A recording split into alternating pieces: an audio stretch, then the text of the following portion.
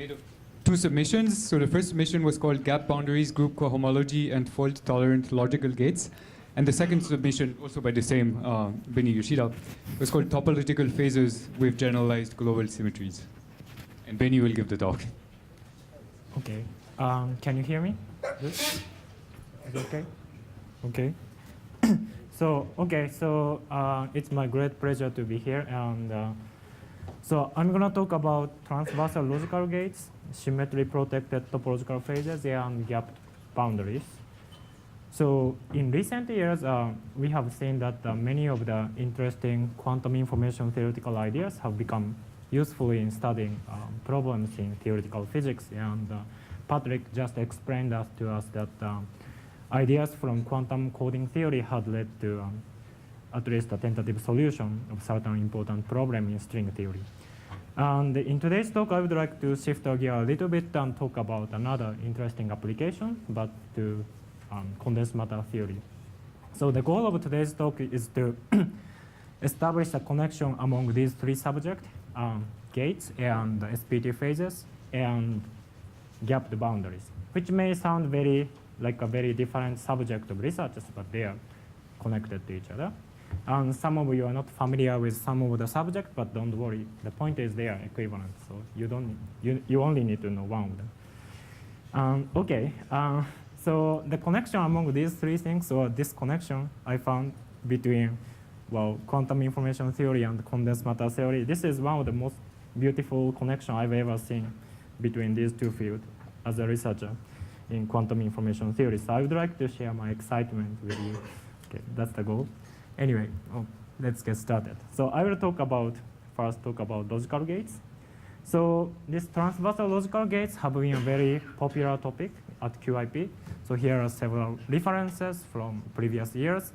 And later today, Sergey Vrabi and Andrew Cross will talk about another their new result. And also Alex Kubica will talk about our joint paper, so joint paper with me and Fernando later on Thursday. And this talk is based on these two papers colored in red. And this blue paper was also sort of merged to other two papers. But I personally don't think this merger is appropriate, so I don't talk about this blue paper at all.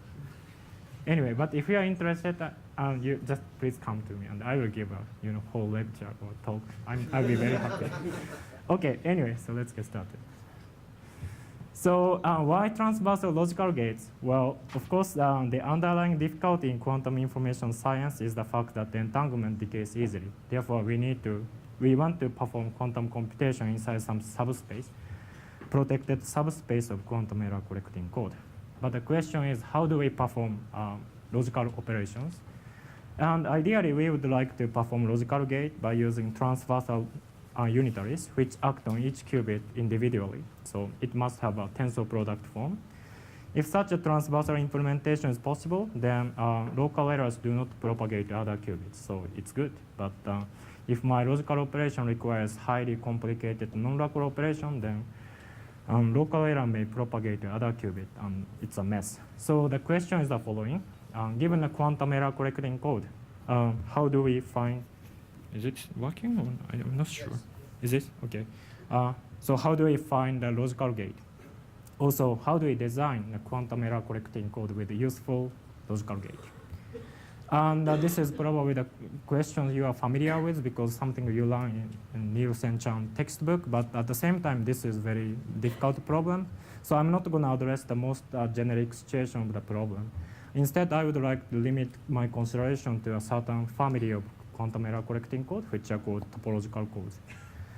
So in a few slides, I will present the main result of this work, but let me spend a few minutes and explain previous result. So one result is Bravy-Koenig theorem. So they consider the following situation. So suppose in D dimension you have a lattice of qubits, and you have stabilizer code, where stabilizer generators are defined in a geometrically local way. And then as a fault-tolerantly implementable logical gates, they consider not only transversal logical gate, but also any gate which can be implemented by low-depth unitary circuit, or in other words, local unitary. In this problem setting, they were able to prove the following theorem. In D dimensions, fault-tolerantly implementable logical gates are restricted to this level of the Clifford hierarchy. So what is Clifford hierarchy? Well, it's a hierarchy of sets of unitary transformations acting on n qubits. At the lowest level, you have Pauli operators, x, y, z, and their tensor product. On the second level, you have the so-called Clifford gate, C0, Hadamard, control z, and so on. Its definition is second level gate brings Pauli operator to Pauli operator. Now, third level gate, which is denoted by P3, brings Pauli to second level gate. In general, mth level gate brings Pauli to m-1th level gate. So by using this, you can recursively define the Clifford hierarchy. You see that the gates from higher level of the hierarchy are relatively more difficult to implement because it often involves multi-qubit operations and fine-tuned rotation along some axis. Now going back to their theorem, they say that, well, in d dimensions, all you can do is restricted to the dth level of the hierarchy. So given this theorem, a naturally arising question is, of course, how do we generalize such a result beyond the qubit stabilizers? Also, how do we construct quantum error correcting code which saturate this Bravais conic bound? And that's the question I would like to address. So in this talk, I will limit my consideration to a certain family of codes, that's called a quantum double model in this spatial dimension. So quantum double model was originally proposed by Kitaev in 2 dimensions in the context of topological quantum computation. But you can easily generalize it to higher dimensions. In particular, given a d-dimensional directed graph and any finite group Z, you can define the quantum double model. And the Hamiltonian looks like this, ordinary vertex term and bracket term. It's like the toric code. Okay, so now the question is, I want to find all the logical gates, fault-tolerantly implementable logical gates in this quantum double model in this spatial dimension. Okay, so here's the main result of today's talk, stated in the language of coding theory. That is, we will provide a systematic framework for constructing logical gates. So what first we will do is we first consider decode cycle functions for finite group Z. So this amounts to studying the group cohomology. And so essentially, decode cycle function is U1 valued function with D inputs from group element. And by using this, so if you give me decode cycle function, I can easily give you a logical gate corresponding to the decode cycle function. And now the question is how this logical gate acts on the code word space. And especially when it saturates the Bravais conic bound. It turns out all you need to do is to check the so-called slant product. So slant product is a map from n cocycle to n-1 cocycle. It's a combination of cocycle function multiplied nicely. And it turns out all you need to do is you sequentially apply this slant product. So if you apply it to d cocycle, then you get d-1, d-2 cocycle, and at the end of the day, you get 0 cocycle. If this 0 cocycle is not equals to 1, then your gate is non-trivial. So the result may sound a bit mathematical, but the procedure is very systematic because I think mathematicians have already worked through this group cohomology, I don't know, around 100 years ago. I don't know. But I just need to borrow their result and then translate it back into the language of coding theory. Okay, so this is a result in coding theory language, but I would like to move on to gapped boundary and then state the result, but in the language of gapped boundaries. So what is gapped boundary and why do we care about it? Well, suppose you have the toric code, and then let's say supported on the torus. Then you know that the system has degeneracy and you can use it. You use the degenerate ground states as a code word space of quantum error correcting code. But in the real world, we do not have, well, torus, right? And we have systems with boundaries. So this raises a very important question that is, how do we define quantum error correcting code in the presence of boundaries? This question was first addressed by Bravais and Kitaev in 1998, I think. So they studied the boundaries, possible boundaries in the toric code, and they found 2 types of different boundaries, which they call rough boundary and smooth boundary. But rough and smooth are just words which are describing shapes of the boundary. But the real physics is the following. So in the toric code, you can create anyonic excitation always as pairs. It appears a pair, particle and antiparticle. But interestingly, on the boundary, let's say on rough boundary, you can create electric charge without creating any other excitation. So this appears a single entity. Similarly, on the smooth boundary, you can create magnetic flux as a single entity. And this led to the, so this motivated condensed matter physicists, and they call this phenomenon condensation of anyons. But that what really means is, so you can create excitation as a single entity. So in this example, rough boundary electric charge condenses, and on smooth boundary magnetic flux condenses. So then the point is the classification gapped boundaries amounts to classifying labels of condensing anyons. And so how do we do that? It turns out you need to look at the so-called certain mathematical object, which is called Lagrangian subgroup. But in plain words, it's just you first list all the set of anyonic excitations, and then you look for labels of anyons, which subset of anyons which may grade trivially among each other. So finding a Lagrangian subgroup is the way of classifying gapped boundaries in 2 dimensions. And this is a very popular topic. Actually, it's a very interdisciplinary research area. Many papers from condensed matter, high energy quantum info, and more recently, there are many papers from category theorists.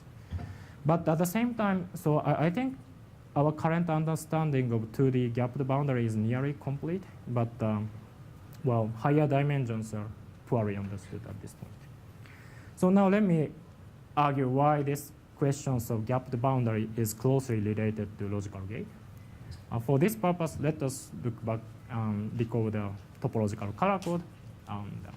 So in the color code, you have what is this? Hexagonal lattice where qubits are sitting on vertices, and your stabilizer generators are bracket like z term and x term. You can see that the system has a symmetry on the exchange of x and z. So you can apply the Hadamard gate transversely. Okay, now, but since Hadamard is the symmetry of my Hamiltonian, I can apply the Hadamard. Let's say I split the system into half, left part and right part. Then I apply Hadamard only on the right-hand side. And the point is, inside this dotted line, I do not need to modify the Hamiltonian because Hadamard leaves the Hamiltonian invariant. Only along this dotted line, I need to modify the Hamiltonian. And this leads to the construction gapped domain wall, where you have 2 copies of the topological color code sitting on left and sitting on right. But there is a domain which connects to different color code. Now this is gapped because I only apply the unitary transformations. And I claim that this gapped domain wall is non-trivial because it exchanges labels of anyonic excitation. If you send E particle, then it becomes M, M becomes E, and so on. So this must be a non-trivial gapped boundary, a gapped domain wall. And gapped boundary and gapped domain wall are very similar to each other because if you have a gapped domain wall, if you fold it, then you can treat it as a boundary. So actually, you can use the same mathematical framework to discuss domain wall and boundary. Now, but the point is this type of argument works for any kinds of fault-tolerantly implementable logical gates. So if you have logical gates, then you just apply it only to one half of the system, then you can create a gapped domain wall. So logical gate does imply domain wall. But this is just my conjecture, but I think that there must be some one-to-one correspondence that there's, well, indeed, probably domain wall implies logical gates too. But this is just a conjecture and I do not have a proof. But to verify the conjecture, I numerically studied the boundary for G2 cross G2 quantum double model. And actually, there were 72 different domain walls, but all of them had corresponding logical gates. So sounds like a very promising. I don't know. Anyway, so given these observations, I would like to state my result in another language. That is, we can construct a gapped boundary or gapped domain wall by using D cocycle function in D-dimensional quantum double model. So I would like to mention that this result was already obtained for 2 dimensions. by Beiji and Shore and Wolem. But our result basically generalizes their result to higher dimensions. But you really see interesting physics starting from 3D. It turns out in 3D we can construct a gapped boundary where none of anyonic excitation can condense. In other words, no electric charge or magnetic flux can condense. Instead, anyons can condense into the boundary only if they are accompanied by superposition of excitations, anyonic excitations. And this seems to suggest that this our guiding principle in 2D, this Lagrangian subgroup needs to be modified. And this type of boundary does not fit into any of the non-theoretical frameworks. So that's maybe something interesting. Okay, so I have been arguing that these two logical gates and gapped boundaries are similar things. Now I would like to describe a way of constructing logical gates. And this is where these SPT phases play the important role. So as you know, that topological color code is a stabilizer Hamiltonian with X-like bracket term and Z-like bracket term. But you may find that this Hamiltonian very similar, looks similar to the toric code Hamiltonian. And your intuition is right, because it's actually the color code is equivalent to 2 copies of the toric code. And the point is the color code has electric charges and magnetic fluxes like anyonic excitations. But more importantly, color code has interesting membrane-like operator. By membrane, I mean that you need to apply Hadamard or S-gate everywhere on the lattice, transversally. So for instance, Hadamard gate exchanges X and Z, also R2 phase operator, which is what you call S operator, exchanges X and Y operator. So they are transversal operators. So that's the key difference between the color code and the toric code. Now, I think the most important and the key questions behind this talk is the following. That is, if you have string-like logical operator, like Pauli-like logical operator, you will get point-like anyonic excitation, charge and flux and these things. But what if we have membrane-like logical operator? That is, suppose I take some open disk, this gray region, and I apply phase operator only on this disk. Then this will create some string-like excitations. Then the question is, what is it?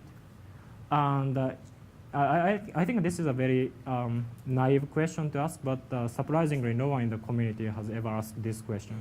So I decided to just patiently calculate how this excitation would look like. And so it turns out it must be a superposition of electric charges. It's not an eigenstate of the Hamiltonian, but it has many, many electric charges. So the question is, how does it look like? Then, well, the answer turned out to be very interesting. It is actually characterized by 1D G2 cross G2 SPT phase. So what does it mean? Well, so in this figure, you apply R2 phase operator on this white region, this disk. Then this will create excitation only along the boundary of this open disk. Now this excited state can be written as a superposition of electric states. Some of them comes from vacuum. Some of them come from configuration with, let's say, 2 charges there and 2 charges there and so on. So you need to sum up many of them. But I can interpret this excited state as a 1D wave function by putting 0 to the placket where I didn't find electrons, electric charge, and for the placket, I put 1 for electric charges. Then by doing this map, you can view it as a 1-dimensional wave function. And I'm a bit sloppy about the normalization factor, but if you are very careful, then there's no problem. So it's okay, so in this sense, if you write down this excited state as an effective 1-dimensional wave function, interestingly, it always corresponds to some G2 cross G2 SPT non-trivial wave function.